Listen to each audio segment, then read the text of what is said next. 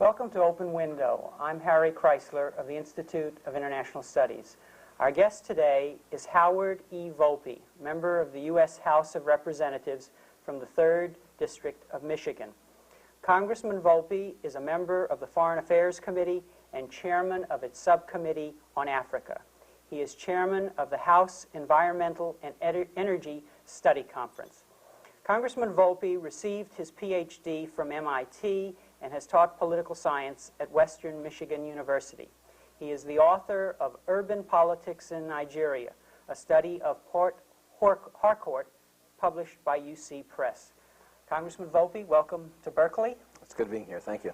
How did you get into politics? What prompted you to leave the academy for the world of politics? I think there were really two origins of my political involvement. One was the anti-war movement. Before I started teaching at Western, when I was still a student and finishing my graduate work, and I became active in the anti-war movement. Did a lot of organizing, and then subsequently, when I moved to Michigan to teach, shortly after we arrived, Dr. Martin Luther King was assassinated, and that led to my involvement in the community almost immediately upon my arrival in Kalamazoo, Michigan. And I guess I've always defined myself principally as a community organizer, and this was the period of the new politics movement in the late 60s, where a lot of people across this country were struggling with ways of trying to make political systems more responsive and to try to give a sense to constituencies that had been left out that they could really make a difference. And so I and others decided, we became active initially in kind of a protest movement within the community directed at the issues of race and poverty, and working within the white community rather than as in the traditional fashion in the black community. We wanted to define the real issue, which has essentially a white problem in terms of the racial dimension. And 2 years after coming to the city, there was a city council election, and we decided to attempt to use the election and to use electoral politics to further this process of community organizing that we had begun. So that's how it came about. The community was a very heavily Republican area. I never had any expectations of running for partisan political office at that point. My first office to which I was elected was the city council, which was nonpartisan. And a couple of years, well, I was reelected to that local nonpartisan office, and I guess people got to know me before the party label got in the way, and then subsequently I was elected to the state legislature, where I served for 2 terms, and then eventually ran for the Congress. It's surprising to hear you say that you were successful articulating issues that one would think wouldn't strike a responsive chord in what was a Republican area. To what do you account your success with this background succeeding in what I believe you said was a traditional Republican district? Or? Yeah, well, in that period of time, the society was in a real state of flux, and the issue of racism, the racial conflict within the community, was one of those issues that a lot of people were struggling with, independent of party, independent of ideological persuasion. And it was just one of those moments when Dr. King's assassination triggered such an emotional response throughout the area, and this was nationally, but it's particularly right where we were based, that we try to channel some of that energy in a constructive direction, and we began to organize around the issues of open housing, affirmative action, and so on, and it just happened to be the right moment. Subsequently, once people, my whole major thrust of my approach to politics, I see an awful lot of conflict in our society is coming about when people feel powerless. They just feel impotent. You're constantly hearing the expression over the last decade or so that individual citizens no longer make a difference in our system, that only powerful economic interests control public policy. And so our effort has been to try to get people involved directly, because when people begin to experience the power they have and begin to sense that there are problems that can be solved, they begin to feel better about themselves and about the whole political system, and I think we then begin to realize the possibility of changing some things. And that's a universal appeal. I mean, that's not something that, whether it's white working class constituencies, the black community, students on campuses, senior citizens, there's that whole element of loss of control, the sense of loss of control that I think has just permeated the whole society. I think that's what Mr. Reagan was reacting to, and so really effectively garnered in mobilizing his support 2 years ago, where people were so frustrated with a decade of trauma and anxiety. Well, we've got to reclaim that sense to people that they can regain control of their government and can really begin to shape public policy more directly.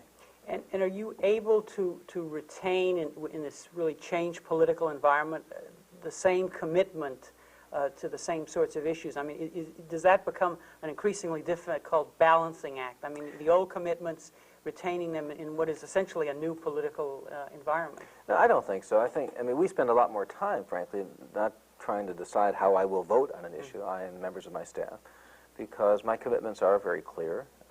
I'm very open in what I represent and what I stand for. We spend much more time in attempting to develop an effective means of communication. We do town meetings all the time throughout my district. I'm back home 3 out of 4 weekends. We've organized legislative conferences to bring people in to hear various resource persons, to participate directly in the dialogue. And the more people enter into that kind of discussion, the more they become open to new ways of looking at issues, and new proposals or perspectives that may not have been conventional suddenly no longer become so dangerous. I think the key point is that you've got to establish some relationships of trust where people feel that as you're leveling with them, that you're not saying one thing to one audience, another thing to another audience. And the other thing that I try to do, and I think we've done it with some success, is to try to get people focusing on issues that unite us. We spend an awful lot of time frequently using red flag words or focusing upon points of division, not enough about ways of putting together coalitions that can solve community problems or national problems, and that's sort of been the focus of my effort. Do you think our political system generally succeeds in this task of political education, which I think you're suggesting is really an important aspect of the way you serve your district? No. I don't think it's hard to generalize. I mean, there's some members of Congress that take very seriously that educational function. There are others that, I mean, the Congress, I guess, is a microcosm of the society, and there's some people that see their role primarily as getting reelected next time, and so will simply feed what people want to hear at any given moment in time, rather than attempt to provide some leadership on issues. And I don't think the media, frankly, the mass media do as good a job as they might in helping to inform the public. And so most Americans have a very limited set of information. In what ways, specifically, in what ways does the media fail? I mean, does it not report on issues before they're hot news, or is the depth of its coverage inadequate? It's the depth. I mean, you get the one-line summary, which is inevitably a simplistic summary. I think probably one of the greatest failures of the mass media is the tendency to label. I mean, people want to respond to labels and put people in boxes and put solutions, categorized solutions. I mean, we spend more time debating whether something is liberal or conservative, for example, than whether a proposed solution makes sense. And so you end up where the media, I think, adds to the ideological nature of the debate in a way that I think gets in the way of solving problems.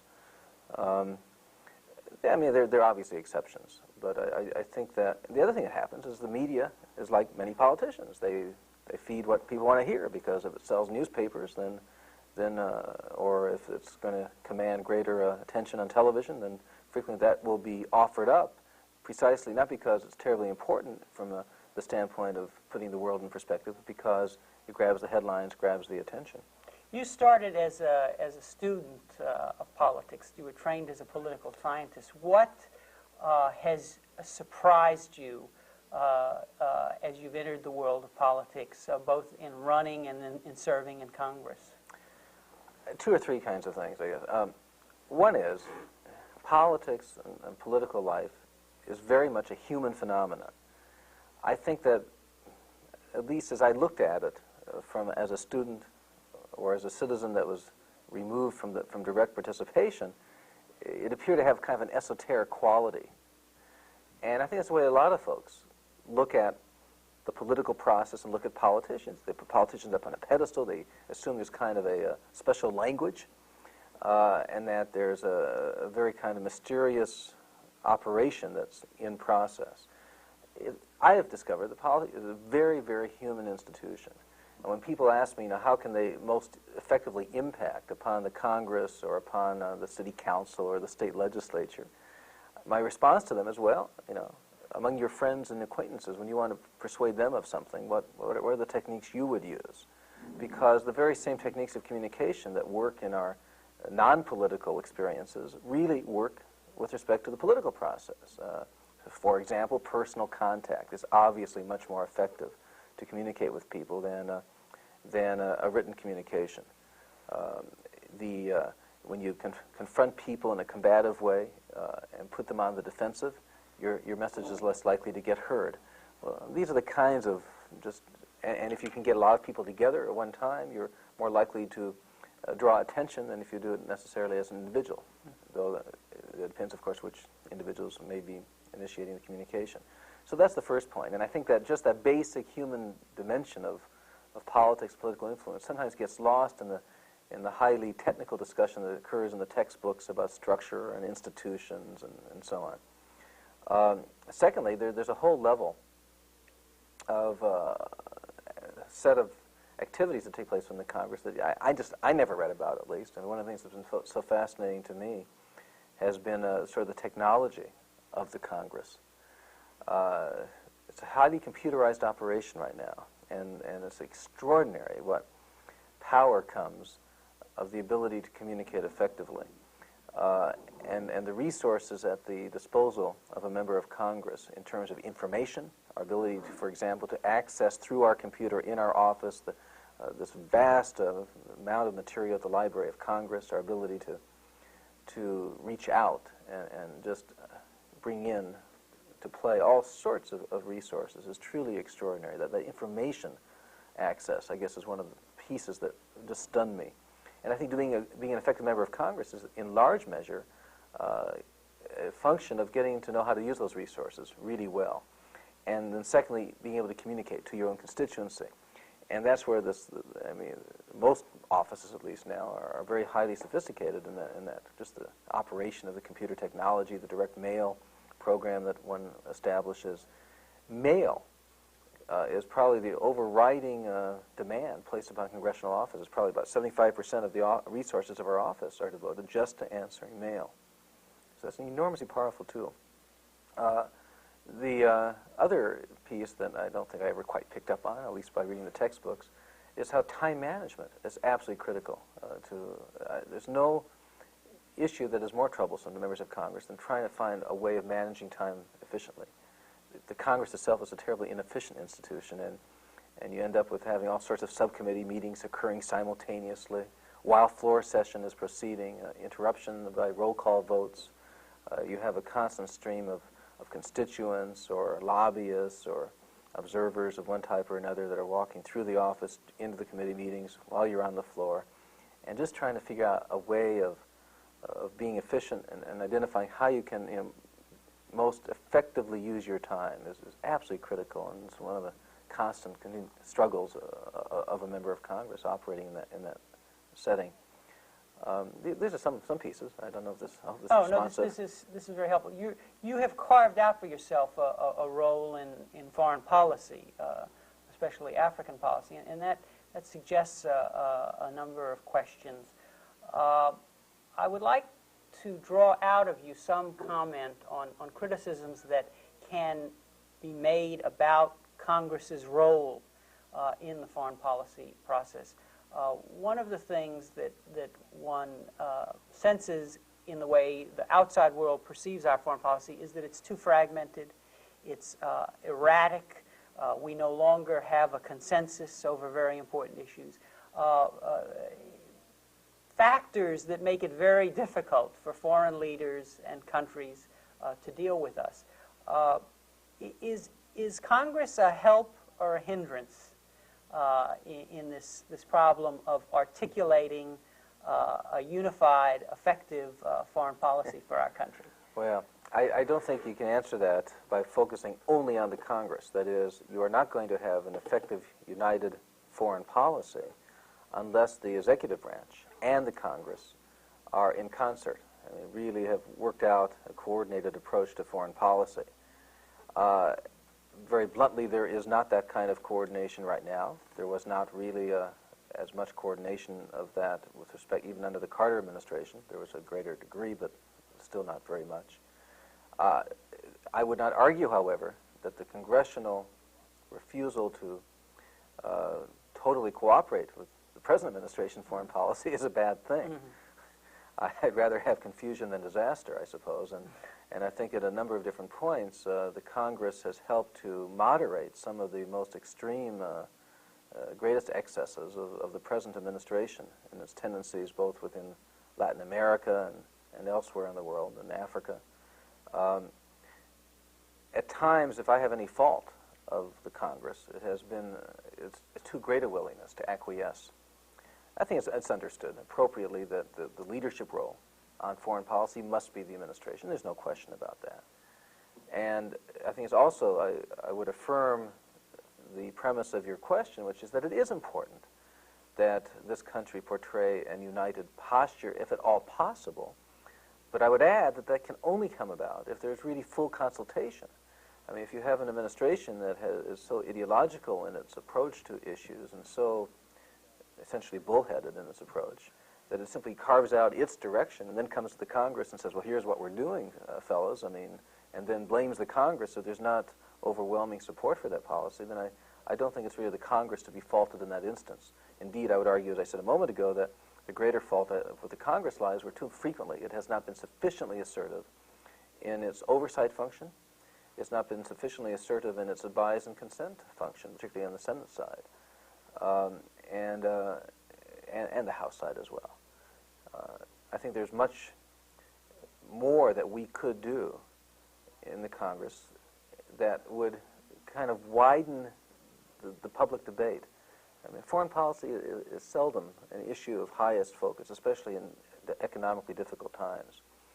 I went through a whole campaign just now in which foreign policy matters came up maybe 5% of the time. I mean, it just was not a highly salient subject, even though the decisions that are being made are impacting upon Americans in a very profound and direct way, even economically, and yet Americans don't understand that.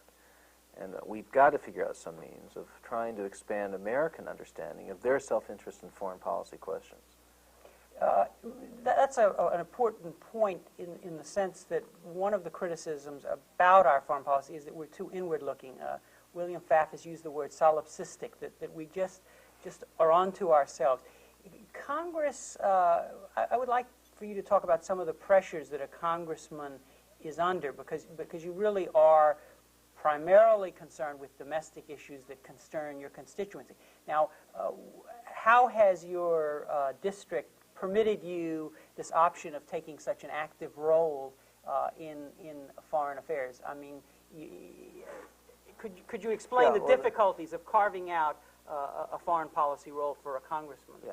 Well, in fact, when I got into the Congress, I was advised by a number of my colleagues not to go on the Foreign Affairs Committee because it would be a political negative.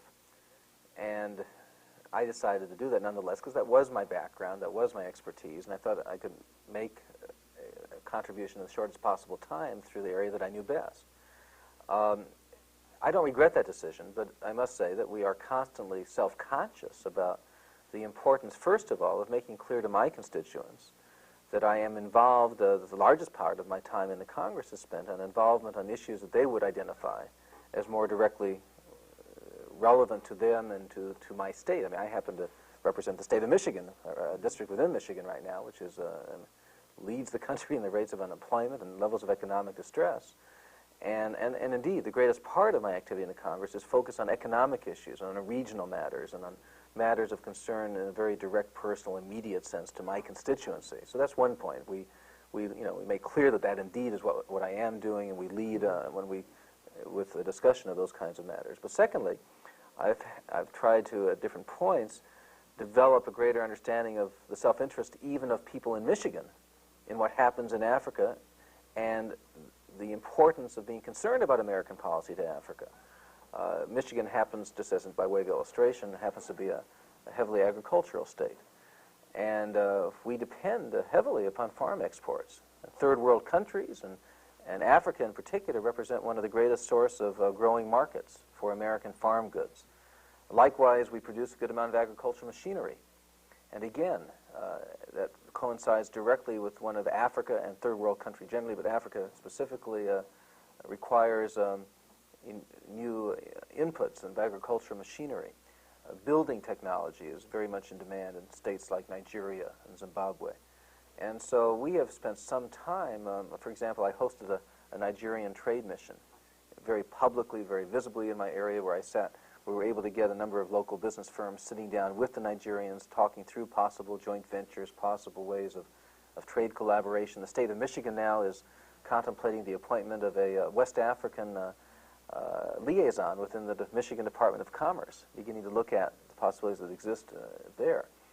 And so we try to make clear that in a very direct sense there's that kind of self-interest. We spend a lot of time just talking about trying to challenge some of the conventional myths. For example, I'm always challenged on the issue of foreign aid. And it always, well, how can we be sending foreign aid to any country when we're suffering so? Well, it comes as a shock to most Americans to discover that over 75 cents of every foreign aid dollar gets spent in the United States on the purchase of agricultural goods or of machinery or on the purchase of technical services and so on. When you can begin to lay out that kind of very narrowly self-interest dimension, not even going into the broader issues of strategic minerals and how our industry depends upon them and the broader political questions, then I think you begin to realize the possibility of reshaping the way your constituents see those issues. They understand in terms of their self-interest, and that's the key. We seem to be at a crossroads in our foreign policy. On the one hand, the option of a more mature involvement in the world, and on the other, a kind of withdrawal, an unwillingness to consider the concerns of the world, to close into ourselves. What is the major task in moving in one direction or the other? I mean, is it this political education that I hear you suggesting with regard to both our mutual needs with those countries outside our own market? I think you've described the dilemma very nicely. We clearly, I mean, the fundamental reality is that we can, if we ever were, we certainly now are no longer in a position to turn inward. We are critically linked to the world. And I think Americans at one level understand that, though in their frustration at times it sounds as if they just want to withdraw. But because there is that basic gut sense of our dependence upon oil, if nothing else, in terms of exportation, or importation rather, I think it's not that difficult to broaden the understanding and the acceptance of Americans of the need for an informed foreign policy that will serve American economic, political, other interests. There's a piece of the American response, however, of the isolation response that's not without merit. I mean, I think Americans are very nervous about the increasing appearance of military belligerency. The expansion of our effort in El Salvador, the ease with which we seem to be moving into new arms sales relationships all around this globe, is of enormous discomfort to Americans generally, I think for right reasons. I mean, I don't think that is pursuing an enlightened foreign policy, and I don't think that's the kind of broadening of our involvement that you have in mind, certainly in raising the question. And so I think it's important that we understand that certain kinds of involvement make sense and certain kinds do not, and we need to begin to help our policymakers come to an understanding of what really does serve American interests. And do some of these sensibilities emerge from your constituents themselves? One of the things that I have in mind here is the freeze movement, because it seems to have been very much a grassroots phenomena emerging from the academy, from the church, and from the physicians. Yeah. And was Congress surprised by the sudden emergence of this? I have never seen a movement take off and become as broad-based in as short a span of time as the nuclear freeze movement. It was absolutely extraordinary. My district is a district that has traditionally been a Republican district, that has been thought of as historically very conservative in its orientation, which it did not matter whether you, in the last couple of years, whether you were talking to farmers or to Rotary Club or to senior citizens or to on the campuses. In virtually every constituency, there was developed a uniform concern about the issue of the nuclear arms race. I might add, the change just in 2 years has been absolutely dramatic. 2 years ago, as we were doing our polling and in connection with that election at that point, people were insisting upon more and more defense indiscriminately. They weren't differentiating what was important from that which was less important. There was the overwhelming sense of the Soviet threat. And I might add that it is that issue, that is the sense of vulnerability, the sense of impotence, going back to something I said earlier, that I think led to this initial appeal that President Reagan used so successfully in his campaign, and that even Carter was using for this extraordinary military buildup that we're now embarked upon. But that has changed. It's not to say that people still don't perceive a Soviet threat. They do. But I think they're beginning now to make some very important differentiations. They, at least as I hear my constituents discuss these matters, and our polling affirms this, they want to maintain a strong conventional force. They think there are weaknesses in terms of training, quality of our forces, and so on. But they really do not any longer understand the self-interest in allowing the nuclear arms race to continue. And that's just very dramatic. In democracies, we seem to have two problems. One is that popular opinion seems to be out of sync with where our foreign policy is at. One of the things that comes to mind, of course, is the unpopularity of SALT just at about the time that it was negotiations were completed. I mean, it appeared to be no longer politically acceptable. And then, you know, related to that, this being out of sync, is the fluctuation in public mood. How can we master that problem of bringing the people along when we need them? Well, that's where leadership comes in. And I think one has to understand the gut issue. And you have to be responsive in your leadership and in the way issues are explained to the nation to what the gut issues are. And if I have any fault with the Carter years, it was not so much the policy that was a problem, particularly third world policy, but it was the explanation of that policy.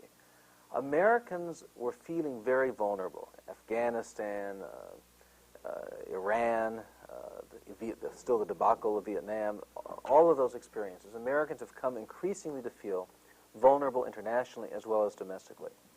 And so the task of leadership at that point should have been to try to alleviate the concerns that were invalid concerns.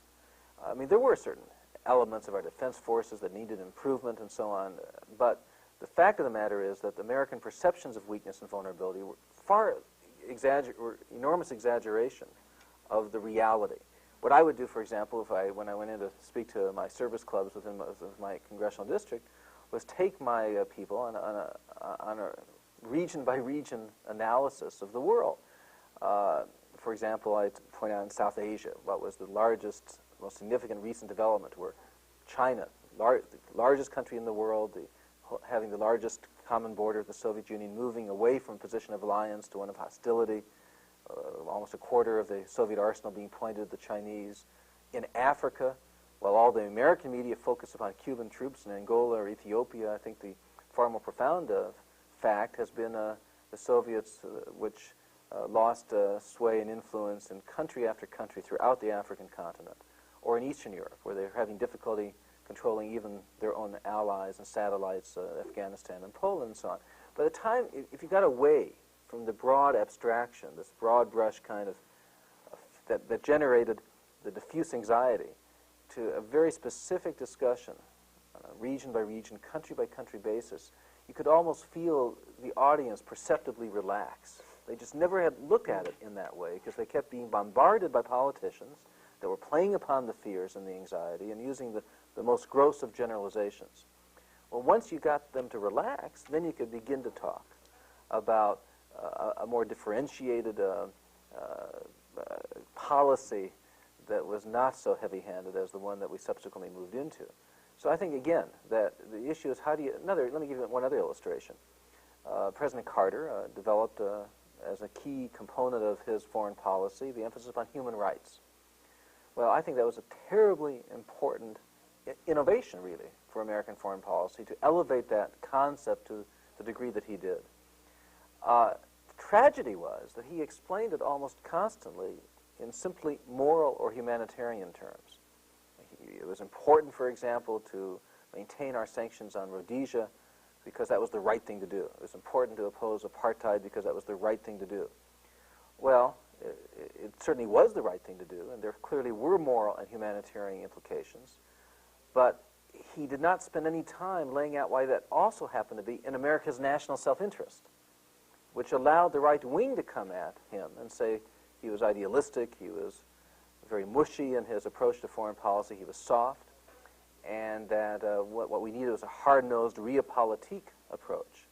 Well, the reality, of course, is that every time we support a Somoza in Nicaragua or a white minority regime in South Africa, we are indeed creating our own self-fulfilling prophecy. We're allowing America to be allied with regimes that are repressive. We are then give people who are fighting those regimes no alternatives but to turn to the Soviets or the Cubans or what have you. And once you explain that piece, then there is no longer the fear on the part of Americans that somehow to adopt a policy that is morally correct and is somehow potentially to put in jeopardy our national self-interest. Those were never in conflict, but Americans came to believe that they were in conflict. And I think that was totally a function of the way in which the policy was understood and was articulated rather than the policy itself. Now, was Carter's failure then a failure of the person, or are there other institutional constraints that make this kind of education impossible? Well, what I'm describing now, that is the way a policy is framed, is I think very much attributable to not only Carter as a person, but to whoever was helping to advise and formulate the foreign policy thrust. But his government was divided on these issues. I mean, he made the... Not the policy. I mean, that is, what I'm talking about are points at which the government was not divided. Yes, there were other points about policy. What I'm saying, though, is that even when there was no division on the policy, the way in which the policy was explained to the nation allowed the policy to come to be viewed as something that might be nice and appropriate, but somehow was not really consistent with our own self-interest. Well, I guess what I have in mind is that in part, the positive aspects of the Carter administration's policy were related to a view of the world that said there were things going on out there that were unrelated to the challenge from the Soviet Union, and that this then required a more mature response to developments in Africa and elsewhere, considerations of human rights, our economic interests, and so on. But Carter's difficulty, partly of inexperience, but I think partly also of the fact that the country and his own administration were divided over how important those issues should be, and whether, in fact, the challenge from the Soviets and Soviet involvement in the Third World should have priority. I think that's correct. I think, and you're pointing to what remained a real schism. It was probably characterized as the fight between Vance and Brzezinski in terms of the way they approached issues, the way they understood the world, and Carter's really manifested that schizophrenia at every point in his administration. So that was a continuing issue, but that's a different issue. I mean, I was not really, at this point, I was not trying to get at that issue of substance in terms of what policies made sense, other than make the point that sometimes even a policy makes sense, it can be a political disaster if it's not properly interpreted. Right. One theme that I hear emerging in what you're saying earlier in your discussion of running and now in foreign policy is this element of fear, basically. Isn't it really a problem for a politician that he always has to fear himself, that he will be running against someone whose primary tactic is to scare the voters, whether about foreign policy if you're president, or in a local district about economic concerns or so on. Sure. So that there is a tendency in the system, either for the opponent or for the media, to push us away from this very rational Sure. debate of Yeah. the issues. And yeah, there's no question about that. And indeed, that's where the institutions don't function properly, where people get so frightened and so intimidated because of their fear. I mean, I can't tell you the number of times members of Congress will say to each other, well, X, Y, or Z policy really makes sense. That's the way they should be voting. But, gee, if they vote that way, they're next to campaign, that'll be the issue, and there's some candidate will do a 30-second television spot that will distort the meaning of that vote, so it's best to just go along and not cast a vote that could be misconstrued. I mean, that's constantly the dynamic that takes place within the Congress. And, I mean, some members of Congress will every time opt for the cautious route. Others, of course, fortunately, do not. They define their role differently, and they're willing to take greater degree of risks. And that's, I guess, fundamentally what it comes down to, is how much risk are you prepared to assume as a member of Congress on any given issue. That's no different, I suppose, than whether a teacher teaching with an institution feels that traditional teaching practices aren't working. How much risk is the teacher prepared to assume in innovating and trying new things, new ways? But, yeah, that runs through the political system. The other thing I might add is that my experience has been that one diminishes the risk by having the closest and most open kind of contact with your constituency. I mean, I have yet to every campaign I've gone through, I will be attacked on some crazy kind of issue, at least from my perspective, crazy issue in which there's been the effort to portray me as soft on national security one year, or not sufficiently in tune with my district because of a given vote on foreign aid or what have you. But my experience has been that my relationships are so good, and I've discussed these issues so extensively, that when the attack comes, it doesn't have the credibility or the force if I didn't have that kind of contact with my constituents. But the reality is that it is possible, especially in the mass media age, for candidates in a campaign to take a vote, any vote, and distort it and do so in a very effective way in a 30-second spot that may not be answerable within the time frame of the campaign, or if doesn't come on to the last week or 2 weeks before an election. And that's the kind of fear that's constantly in the mind, I think, of members of Congress as they're dealing with some of these very difficult issues. Do you think this last campaign was a particularly dirty one? I mean, in California, that seemed to be one sense. Oh, absolutely. This was without a doubt the most negative, mudslinging kind of campaign thrust since I've been in public office, and I've been serving in office now since back to 1969. And it wasn't just, as you say, in California, and it wasn't just Michigan. It seemed to be nationally. And I think it's terribly destructive. I mean, I think many of the campaigns that were waged on the basis of personality and attacks upon integrity and character, substance of the basic issues got lost in the debate, which I think was sad. Beyond that, I think those kinds of campaigns just feed the cynicism. I mean, how many Americans have already turned off on the political process and have concluded that all politicians are alike, there's nothing that can be changed? Well, I think it's about time that we begin to understand that kind of campaigning is partially responsible for feeding that set of very destructive feelings. In our discussion of foreign policy, we've talked a great deal about both educating your own constituents and receiving sensibilities from them. I'd like to look at this problem of the way our system in the Congress mediates the concerns of other countries and other groups. On the negative side, you have a great deal of discussion in recent days about the Arab lobby, the Israeli lobby, the Greek lobby, whatever the particular group, and the connotation being that there is a depending on which side you're on, a sinister influence.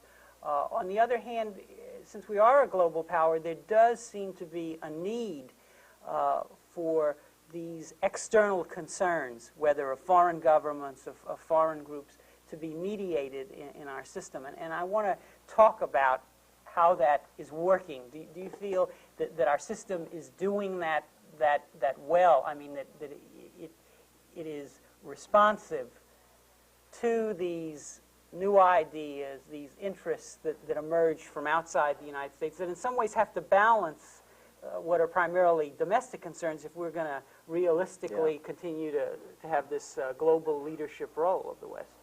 I don't know. That's a complicated question, and I can't answer it really in any broad way. There are some countries that have huge cadres of lobbyists that are registered with the government, our government, and that are very effective and very dispersed on the Hill and keep in close contact with the Congress and its membership. There are many other countries that do not pursue any kind of direct relationship to the Congress, or at least very, very minimal. In African policy, when I became chairman of the Africa subcommittee, I've been so impressed by how few members of Congress really know a great deal about the African continent. Not surprising. Again, the Congress is a microcosm of the society, and I think there are very few Americans that know that have any images of Africa other than those that were formed in the most recent Tarzan movie. But I was concerned about that, and we brought together a number of the African ambassadors so I could become acquainted with them and vice versa, and began to talk about this whole process of their contact with members of Congress, because very few of them had ever initiated any contact with any member of Congress. And I was arguing that they should do that. I mean, that was an important kind of contact, so that members of Congress begin to understand more fully what's at stake in the various countries of the world, so that if they have questions, they have an opportunity to ask those questions. They might not take the initiative, but if an ambassador walked into their office, I think that would give them an opportunity to begin to enter into a dialogue and expand their own understanding of those countries. And I think that would be of enormous benefit to the development of an informed American foreign policy. In your role as chairman of the Africa Subcommittee, what groups have been important in building a consensus on whatever initiatives you want to take? I have in mind here the involvement of the black community. What has been your experience in dealing with American companies and so on?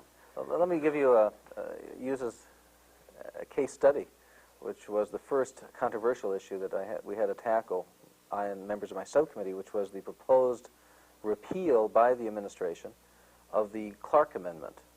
Now, Senator Clark, some years ago, when Kissinger was planning to get America involved in the Angolan Civil War in a covert way, the United States Senate attached the Clark Amendment prohibiting covert assistance to groups operating within Angola.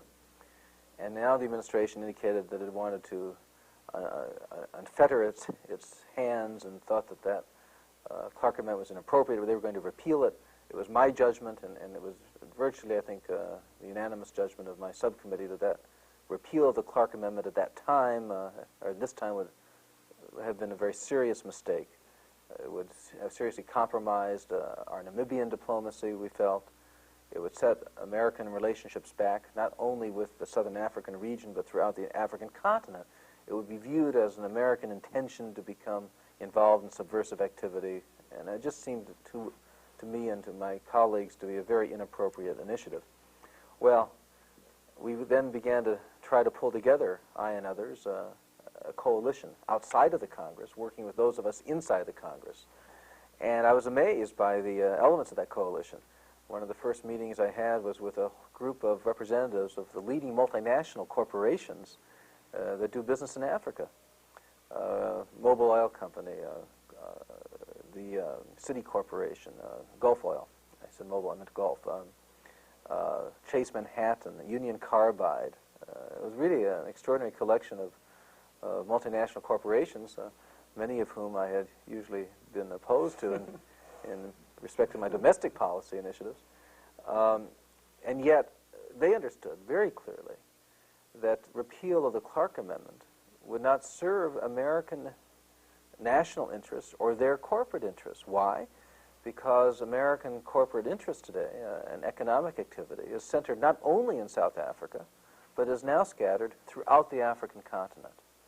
And they also, because of their deeper involvement within Africa, have become sensitive to the ways in which the labels that we frequently apply in the African context don't have the same meaning that Americans think they have. The example that stays most in mind here was the Gulf Oil Company's testimony before my committee about Angola, where they were indicating this terribly Marxist government was so Marxist that when they went to negotiate their contracts with the American oil companies, they hired as their consultant Arthur D. Little of Boston, Massachusetts.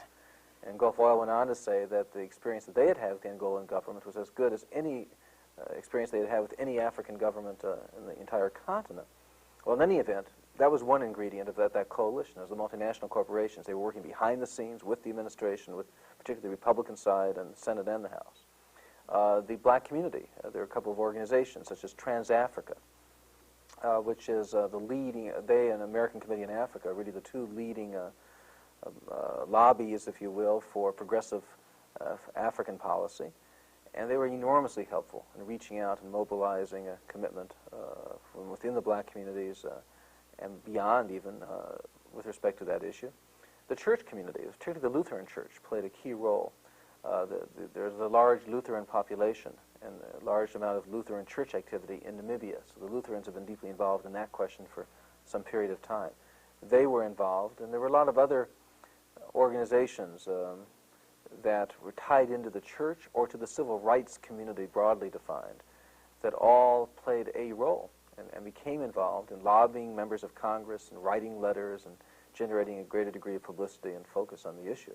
So that your role was to, in a sense, help awaken these groups and demonstrate to them their common interests with regard to this particular... Yeah, and to focus them in a very specific way on what was happening in the Congress, so that it wouldn't be a diffuse kind of expression of concern, but would be tied into a specific vote coming on a specific day, and these were the key members that needed to be contacted. This is where where we needed to focus our attention. And then the subcommittee itself is a key resource for anyone interested in African policy. Well, I mean, the subcommittee will respond to anyone, but independent of their political views or orientation, and has become a key resource for all groups operating that have some concerns with respect to African policy. What's wrong with the Reagan administration policy toward Africa? You know,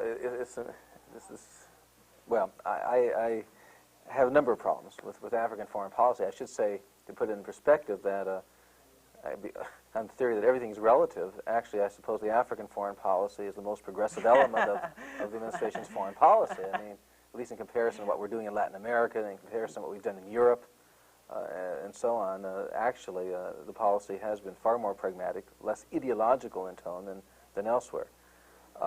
But I still have two or three principal concerns that I think are very basic. The administration did begin at the outset with a very clear commitment to work toward a settlement of the Namibian conflict, to secure the end to South Africa's illegal occupation of Namibia. And secondly, it affirmed that this administration, like all previous American administrations, was adamantly opposed to apartheid and wanted to see its dismantling. However, the policies that were pursued in the effort to implement those objectives, I believe, have been counterproductive. And so my quarrel has been primarily not so much with the statement of goals in that regard as with the means of implementation. They developed this policy of constructive engagement with South Africa. If you ask Dr. Crocker, the Assistant Secretary for Africa, the rationale for the policy, he will explain that it was his view that by normalizing relationships with South Africa to a degree, by removing their isolated condition and status, that the United States would gain more influence and more leverage with the South Africans, that would enable us to work with the South Africans to get their agreement to pull out of Namibia and to get their agreement to move to implement reforms that were directed to the elimination eventually of apartheid. What I believe has been misunderstood, however, is that the messages that we have been conveying by one or another of these constructive engagement initiatives, for example, increasing the numbers of consuls, honorary consulates the South Africans have in this country, increasing the number of military attachés, relaxing some of the trade restrictions that exist between our two countries, the veto of the United Nations resolution condemning South Africa's invasion of Angola, the silence, our public silence in the face of the intensifying repression in South Africa itself, or in the face of South Africa aggression to Zimbabwe and Mozambique and so on. Those messages, which is what they really are in every instance, may be intended to increase our influence, but I think they are being heard in a very different way. I think that what is happening is we have unintentionally, perhaps, but nonetheless effectively reinforced the most intransigent elements of the South African government and society in the belief that there really will be no costs attached to a continuation of their repression domestically or to a continuation of their occupation of Namibia. At the same time, those elements of the South African society that are trying to change the system feel profoundly undercut. I led a congressional delegation to the continent a year ago, August, and we went into South Africa, among other places, for 4 days, and I recall Bishop Tutu, one of the most prominent moderate black leaders, refusing initially to meet with the American delegation because he did not want to be compromised within his own constituency. It was only after he discovered that members of the Black Caucus were part of my delegation and that I was leading it that he consented to a meeting. Other black leaders responded in much the same way. Whites who were pressing for change within South Africa could not understand why America was embarking upon a policy that was seen as a new accommodation to the regime and to the system of apartheid. And then when we went on our travels to other African states, including had discussions with some of the leaders in Africa that were the most friendly to the United States, in every instance they spoke of their sense of betrayal, their sense of abandonment, and were warning that we might well unintentionally be contributing to the reliance by frontline states and by the liberation movements within the region upon the Soviets and the Cubans, because we were creating the impression that the United States no longer could be turned to for any kind of assistance. Well, so what I'm saying is that I'm afraid that the messages we are communicating are being understood quite differently than we think, than our intentions may have, than our intentions would have been designed to accomplish. I mean, And how do you account for this, the inability of the Reagan administration to see these errors? Is it inexperience? Is it their concerns, mistaken or not, about the Soviet Union and a resource war? I mean, why this lack of continuity with past policy? I think there are two answers. I think one is inexperience, a naivete that has been pretty startling at different points. But there's a second issue, which you alluded to in your question just now, which I didn't yet have a chance to get into, which is the ideological perceptions. Mm-hmm. I mean, they really do buy into this notion that South Africa is fundamentally an ally of the United States in the struggle against world communism. I would argue just the opposite. I would argue that it is South Africa itself that represents the greatest invitation to revolution and to the potential expansion of Soviet influence within the region, because it is the system of apartheid that invites the revolution. It is South Africa's illegal occupation of Namibia that creates the civil war, that provides the opportunities for penetration of external forces. But that's not this perception of this administration. I don't think, have any comprehension of the indigenous forces at work, not only in Africa, but in Latin America, They tend to divide the world into East and West, and good guys and bad guys, and that's not the most subtle basis upon which to develop an informed foreign policy. And we are constantly, I think, thereby doing counterproductive kinds of things. There's one other point I'd make. In addition to this, I think, incredibly simplistic understanding of third world countries, which, and I guess basically there's also a lot of kind of our own racial kinds of hang-ups in our society, and that gets also in the way of understanding. I think not only this administration, previous administrations adopted that same premise I was just describing about South Africa. So it's not just this administration, but there's this view that somehow countries in the third world are easily manipulated and cannot figure out for themselves their own direction. And there's a denial of the authenticity of African aspirations or Asian aspirations or Latin American aspirations, which are usually for independence. And people don't want to be imposed upon by any external powers, East or West. And if we could begin to understand that, then I think that we could be far more effective in our relationships within the third world. And there's one last piece that I'd like to lay out, which is the extraordinary preoccupation of this administration with the military dimension of security problems that are facing third world countries. No question, there's enormous instability in the third world. A number of regimes are very fragile. But the fragility and the insecurity of these regimes is far more a function of economic and social and political difficulties internally than it is a function of external military threats. And yet this administration has escalated our military assistance by 300% to the African continent, and reduced the amount of food aid that was planned, and so on. And that, I think, is an incredible perversion of priorities. And again, it's counterproductive, because the greater that we are, the more the resources that are directed to beefing up the military structures within these societies, the less that is available to address the economic and social problems. And so we end up actually contributing to destabilization rather than to greater stability. Congressman Wolpe, we've used up our time. I want to thank you very much for being with us. It was a very interesting discussion of both your career, the difficulties of being a congressman, and of making U.S. foreign policy. Thank you very much for being with us, and thank you very much for being with us on Open Window.